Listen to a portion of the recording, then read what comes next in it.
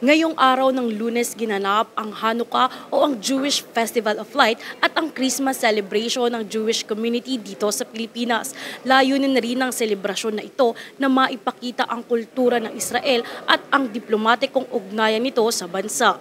We had all endured challenges in the past, as nations, as people, as families, both here in Israel, together.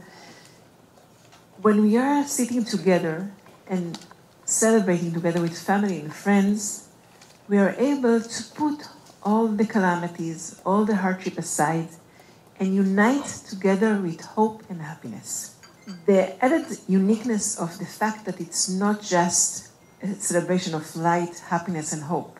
The fact that it also symbolizes miracles. Ayon sa ambassador ng Israel sa Pilipinas na si Dana Kirsch, ang Miracle of Light na selebrasyong ito ay nagpapakita ng pag-asa at lakas ng bawat isa na magpatuloy sa hamon ng buhay. Inorganisa ng Israel Embassy sa Pilipinas ang pagdiriwang ng Hanukkah holiday na may temang Miracles of Light. Ang selebrasyong ito ay nakaukit sa kasaysayan na tradisyon ng mga taga-Israel dahil ito ay sumisimbolo bilang kanilang tagumpay o liwanag sa gitna ng kadiliman o paghihirap sa buhay. Binigyang puri rin ni Ambassador Kirsch ang mga Pilipino sa pagiging resilient ng mga ito matapos ang sunod-sunod na kalamidad na tumama sa bansa.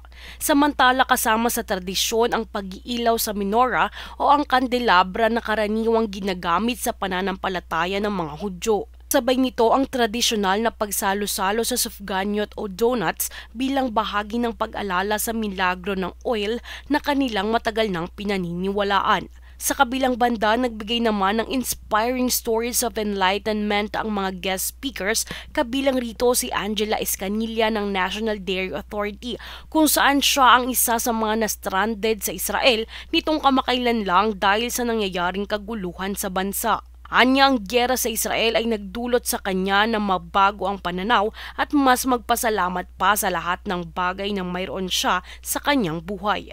Back in Israel, in that moment of chaos and uncertainty, everything stopped. Suddenly, and in the stop, something in me shifted. Suddenly waking up felt like a miracle.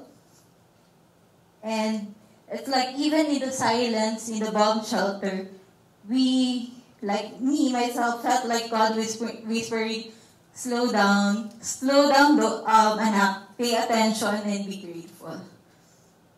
That unexpected season did something I didn't know I needed. It realigned my heart.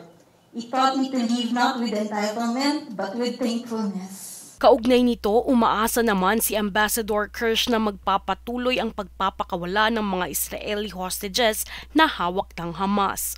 We still have 3 hostages, 1 Thai and 2 Israelis that had unfortunately been murdered by the Hamas terrorist organizations, but we want them reunited with their family. And their return will be the symbol of going to the next phase. So I do hope and pray for this miracle. Mula dito sa Taguig City, ako si Jovi Rodriguez nag-ulat para sa Golden Nation Network.